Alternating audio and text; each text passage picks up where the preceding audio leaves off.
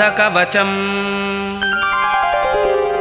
ध्यानम् बुधं पुस्तकहस्तं च पीतपुष्पसमद्युतिं ध्यायेत् ज्ञानमयं देवं प्रसन्नं च चतुर्भुजं खड्गशूलगदापानिं वरमुद्राङ्कितं प्रभुं पीताम्बरधरं देवं पीतमाल्यानुलेपनं वज्राद्याभरणोपेतं किरीटमकुटोज्ज्वलं पीताश्वरथमारुह्य मेरुं यान्तं प्रदक्षिणम् बुधः पातु शिरोदेशं सौम्यः पातु च फालकं नेत्रे ज्ञानमयः पातु श्रुतिं पातु विन्दुनन्दनः घ्राणं गदाधरः पातु भुजौ पुस्तकभूषितः मध्यं पातु सुराराध्यः पातु नाभिं खगेश्वरः कटिं सोमात्मजः पातु पातु चोरु सुरेश्वरः जानुनी रोहिणी सूनुः पातु जङ्घे फलप्रदः पादौ बाणासनः पातु पातु सौम्योऽखिलं वपुः पीताम्बरधरं पातु रात्रिं दिवमनारतम् एतद्धि कवचं पुण्यं सर्वोपद्रवशान्तिदं सर्वरोगप्रशमनं सर्वदुःखनिवारणम् आयुरारोग्यशुभदं पुत्रपौत्रप्रवर्धनम् यः पठेत् श्रद्धया युक्तः शृणुयाद्वासमाहितः सर्वान् कामान् अवाप्नोति दीर्घमायुश्च विन्दति।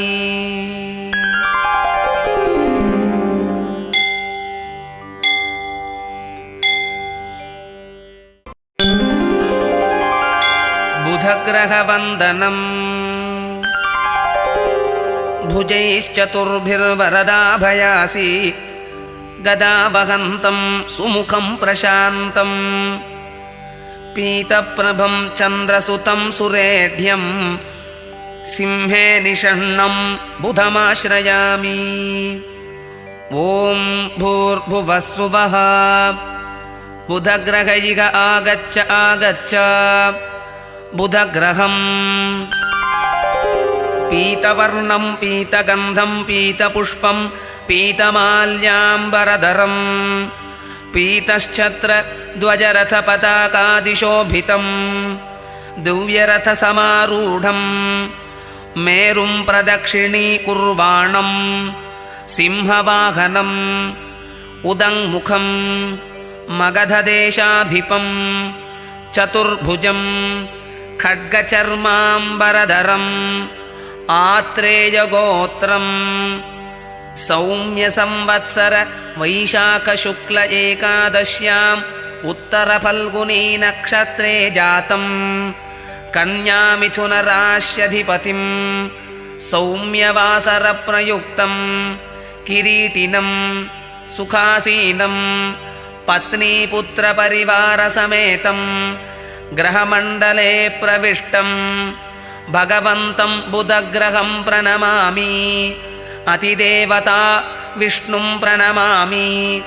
प्रत्यधिदेवता नारायणं प्रणमामि। अतिदेवता प्रत्यधिदेवता सहिताय बुधाय नमः।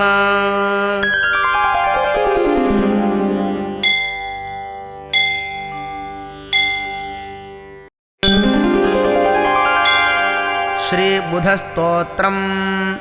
ॐ अस्य श्रीबुधस्तोत्रमहामन्त्रस्य वसिष्ठऋषिः अनुष्टुप्छन्दः बुधो देवता बुधग्रहप्रसादसिद्ध्यर्थे जपे विनियोगः। वाम् अङ्गुष्ठाभ्यां नमः, बीं तर्जनीभ्यां नमः, बूं मध्यमाभ्यां नमः, वैं अनामिकाभ्यां नमः, बौं कनिष्ठिकाभ्यां नमः, बह करतलकरपृष्ठाभ्यां नमः। ॐ वां हृदयाय नमः। ॐ बीं शरसे स्वाहा। ॐ बूं शिखायै वषट्। ॐ वैं कवचाय हुं ॐ वौं नेत्रत्रयाय वौषट् ॐ वः अस्त्राय फट् भूर्भुवस्वरोमिति दिग्बन्धः ध्यानम् भुजै चतुर्भिर्वरदा भयासि गदा वहन्तं सुमुखं प्रशान्तं पीतप्रभं चन्द्रसुतं सुरेड्यं सिंहे निषण्णं बुधमाश्रयामि ॐ लं पृथिव्यात्मने गन्धं समर्पयामि ॐ हम् आकाशात्मने पुष्पैः पूजयामि ॐ यं वायुवात्मने धूपमाघ्रापयामि ॐ ब्रह्मण्यात्मने दीपं दर्शयामि ॐ वम् अमृतात्मने अमृतं निवेदयामि ॐ सं सर्वात्मने सर्वोपचारपूजां समर्पयामि स्तोत्रम् पीताम्बरः पीतवपुः किरीटी च चतुर्भुजः पीतध्वजपताकी च तारागर्भसमुद्भवः आदित्येशानदिग्भागमन्त्रमन्त्रार्थतत्त्ववित् सुखासेनः कर्णिकारे जैत्रश्चात्रेयगोत्रवान् भरद्वाजर्षिस्तुत्यो ज्योतिर्मण्डलमण्डितः अधिपत्याधिदेवाभ्याम् अन्वितो ग्रहमण्डले प्रविष्टसूक्ष्मरूपेण समस्तवरदः सुखी सदा प्रदक्षिणं मेरोः कुर्वाणः कामरूपवान् असिदण्डौ च बिभ्राणसमस्तसुफलप्रदः कन्याया मिथुनस्यापि राश्यो राधिपतिर्द्वयोः मुद्गधान्यप्रदो नित्यं मर्त्यासुरार्चितः प्रसन्नो वरदो भूत्वा सर्वान् कामान् प्रयच्छतु यस्तु सौम्येन मनसा चन्द्रपुत्रं प्रपूजयेत् तस्य वश्यो भवेन्नित्यं सौम्यनामधरो बुधः बुधस्तोत्रमिदं गुह्यं वसिष्ठेनोदितं पुरा दिलीपाय च भक्ताय याचमानाय भूभृते यः पठेदेकवारं वा सर्वाभीष्टमवाप्नुयात् स्तोत्रराजमिदं पुण्यं गुह्याद्गुह्यतरं महत् एकवारं द्विवारं वा त्रिवारं यः पठेन्नरः तस्यापस्मारकुष्ठादिव्याधिबाधा न विद्यते बुधग्रहकृता पीडा पठितेऽस्मिन्न विद्यते कृत्रिमौषधिदुर्मन्त्रकृत्तिकादिनिशाचरैः यद्यद्भयं भवेत् पुंसः पठितेऽस्मिन्न विद्यते सौवर्णप्रतिमायां वा लिखितं भूर्जपत्रके मुद्गधान्योपरिन्यस्तपीतवस्त्रान्विते घटे विन्यस्य विधिना सम्यक् मासमेकं निरन्तरं ये पूजयन्ति ते यान्ति दीर्घमायुः प्रजां धनम् आरोग्यं ज्वरगुल्मादि सर्वव्याधिविनाशनं यं यं कामयते कामं तं तं प्राप्नोत्यसंशयम् इति श्रीस्कान्दपुराणे बुधस्तोत्रं सम्पूर्णम्।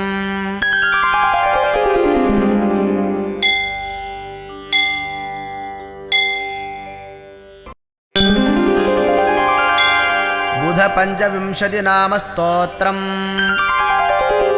श्रीगणेशाय नमः।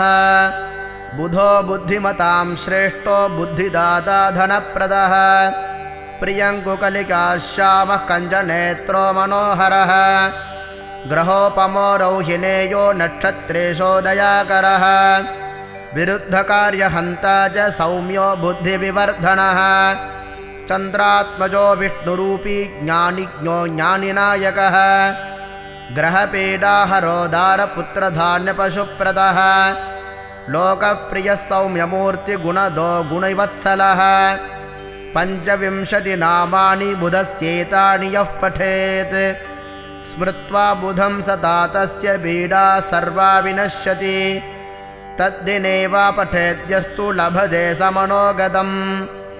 श्रीपद्मपुराणे बुधपञ्चविंशतिनामस्तोत्रं सम्पूर्णम्।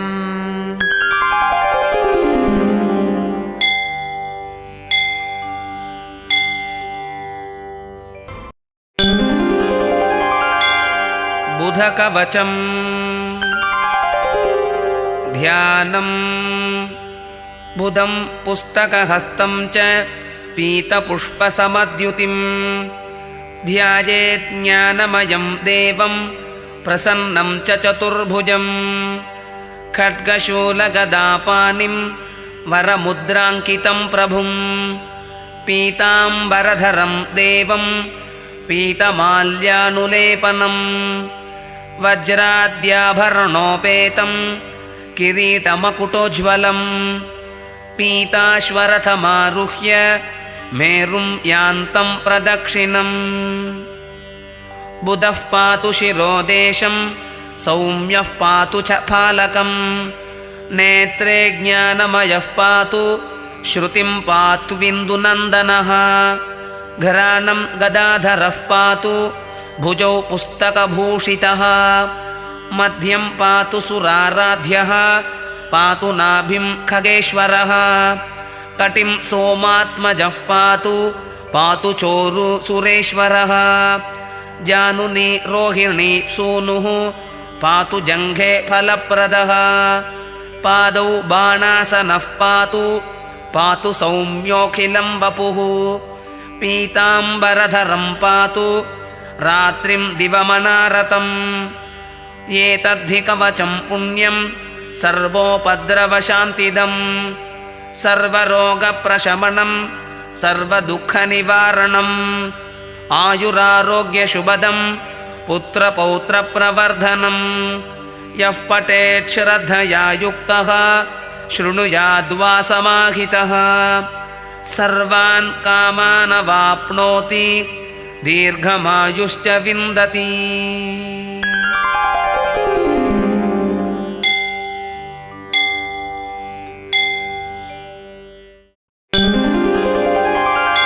बुधग्रहवन्दनम् भुजैश्चतुर्भिर्वरदाभयासि गदावहन्तं सुमुखं प्रशान्तं पीतप्रभं चन्द्रसुतं सुरेढ्यं सिंहे निषण्णं बुधमाश्रयामि। ॐ भूर्भुवः स्वः बुधग्रह इह आगच्छ आगच्छ बुधग्रहम् पीतवर्णं पीतगन्धं पीतपुष्पं पीतमाल्याम्बरधरं पीतश्छत्रध्वजरथपताकादिशोभितं दिव्यरथसमारूढं मेरुं प्रदक्षिणीकुर्वाणं सिंहवाहनम् उदङ्मुखं मगधदेशाधिपं चतुर्भुजं खड्गचर्माम्बरधरम् आत्रेयगोत्रं सौम्यसंवत्सर वैशाखशुक्ल एकादश्याम् उत्तरफल्गुनी नक्षत्रे जातं कन्यामिथुनराश्यधिपतिं सौम्यवासरप्रयुक्तं किरीटिनं सुखासीनं पत्नीपुत्रपरिवारसमेतं ग्रहमण्डले प्रविष्टं भगवन्तं बुधग्रहं प्रणमामि। अतिदेवता विष्णुं प्रणमामि। प्रत्यधिदेवता नारायणं प्रणमामि। अतिदेवता प्रत्यधिदेवता सहिताय बुधाय नमः।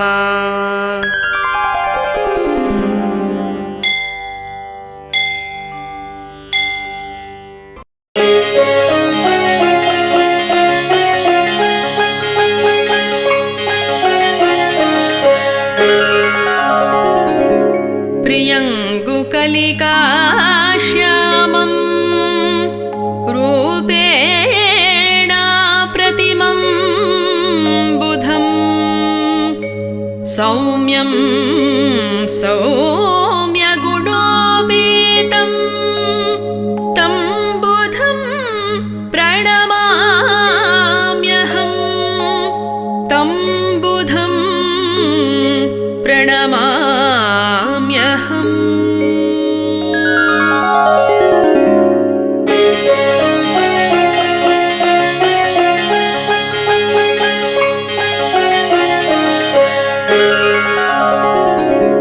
प्रियङ्गुकलिकाश्यामं रूपेण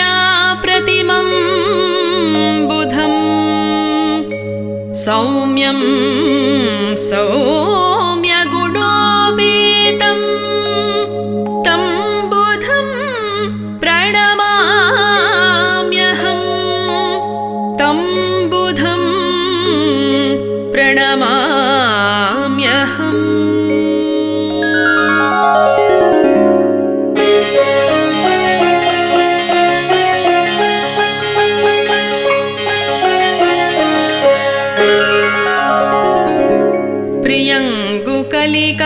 प्रियङ्गुकलिकाश्यामं रूपेण प्रतिमं बुधं सौम्यं सौम्यगुणोपेतं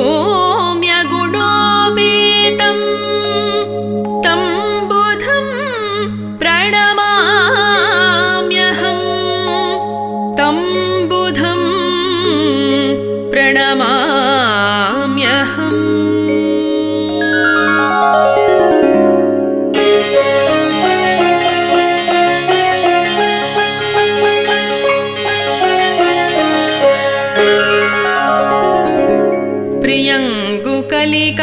प्रियङ्गुकलिकाश्यामं रूपेण प्रतिमं बुधं सौम्यं सौम्यगुणोपेतं तं बुधं प्रणमाम्यहं तं बुधं प्रणमाम्यहम्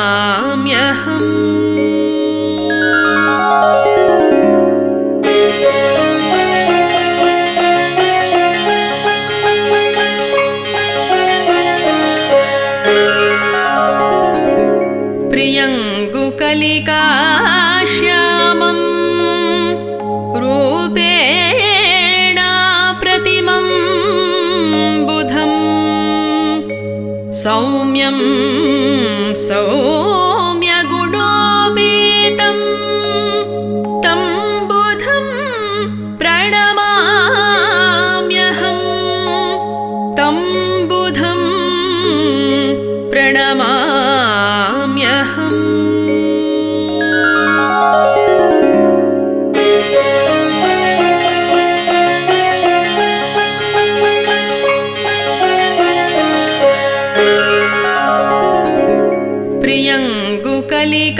प्रियङ्गुकलिकाश्यामं रूपेण प्रतिमं बुधं सौम्यं सौम्यगुणोपेतं तं बुधं प्रणमाम्यहं तं बुधं प्रणमाम्यहम्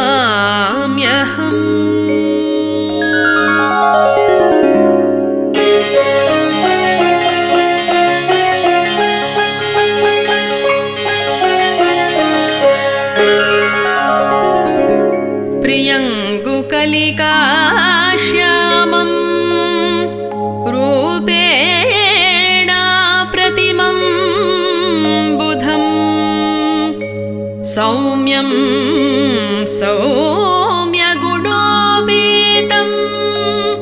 तं बुधं प्रणमाम्यहं तं बुधं प्रणमाम्यहम्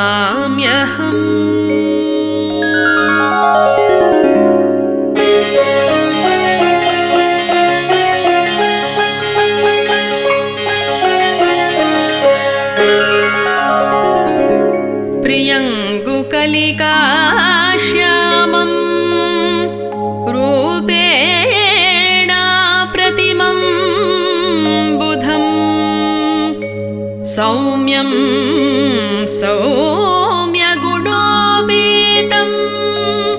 तं बुधं प्रणमाम्यहं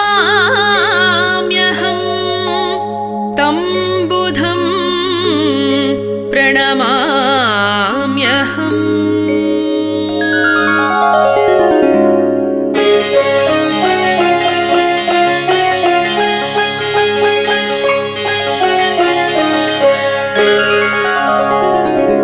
प्रियङ्गुकलिकाश्यामं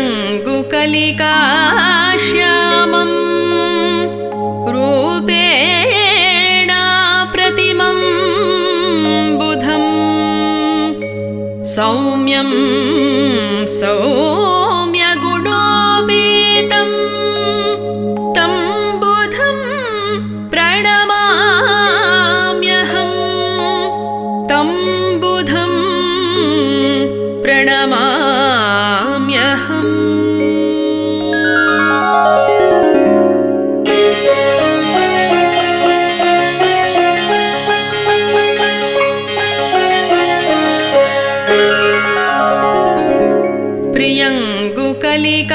प्रियङ्गुकलिकाश्यामं रूपेण प्रतिमं बुधं सौम्यं सौम्यगुणोपेतं तं बुधं प्रणमाम्यहं तं बुधं प्रणमाम्यहम्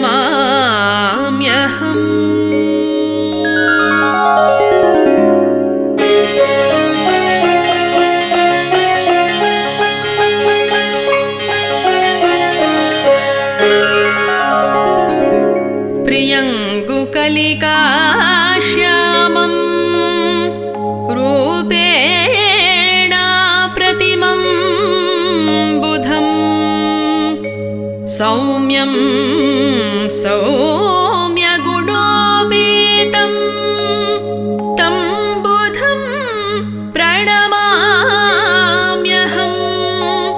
तं बुधं प्रणमाम्यहम् प्रियङ्गुकलिकाश्यामं रूपेण प्रतिमं बुधं सौम्यं सौम्यगुणोपेतं तं बुधं प्रणमाम्यहं तं बुधं प्रणमाम्यहम् प्रियङ्गुकलिकाश्यामं रूपेण प्रतिमं बुधं सौम्यं सौम्यगुणोपेतं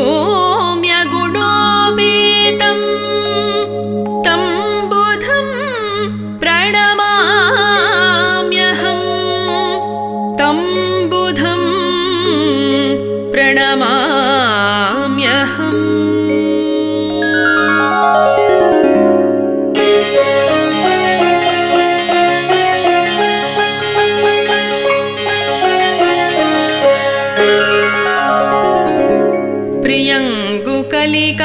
प्रियङ्गुकलिकाश्यामं रूपेण प्रतिमं बुधं सौम्यं सौम्यगुणोपेतं तं बुधं प्रणमाम्यहं तं बुधं प्रणमाम्यहम् प्रियङ्गुकलिकाश्यामं रूपेण प्रतिमं बुधं सौम्यं सौम्यगुणोपेतं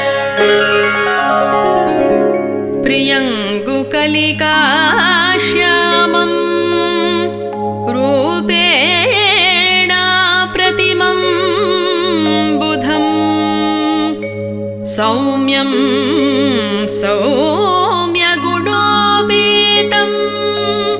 तं बुधं प्रणमाम्यहं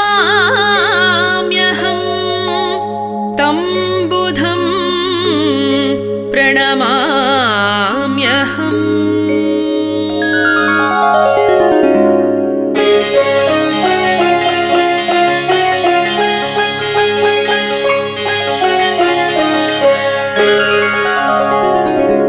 प्रियङ्गुकलिकाश्यामं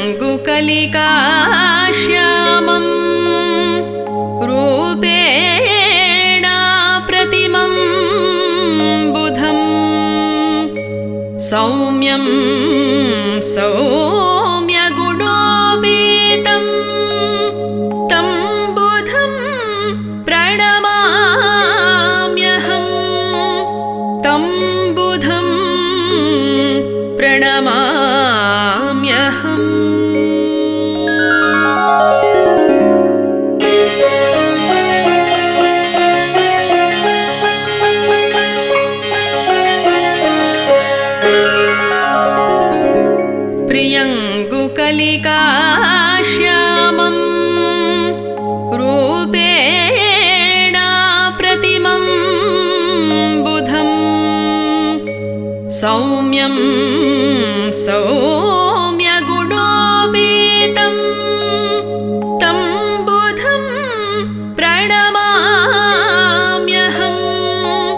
तं बुधं प्रणमाम्यहम्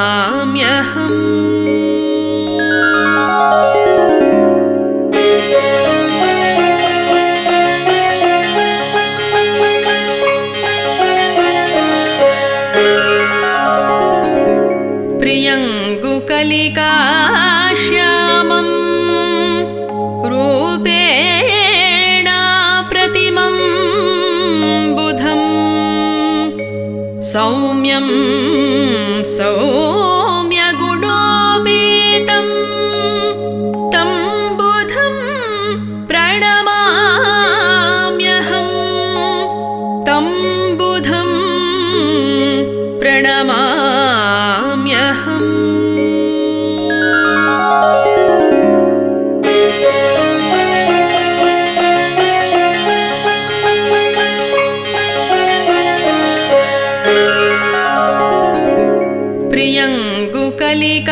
प्रियङ्गुकलिकाश्यामं रूपेण प्रतिमं बुधं सौम्यं सौ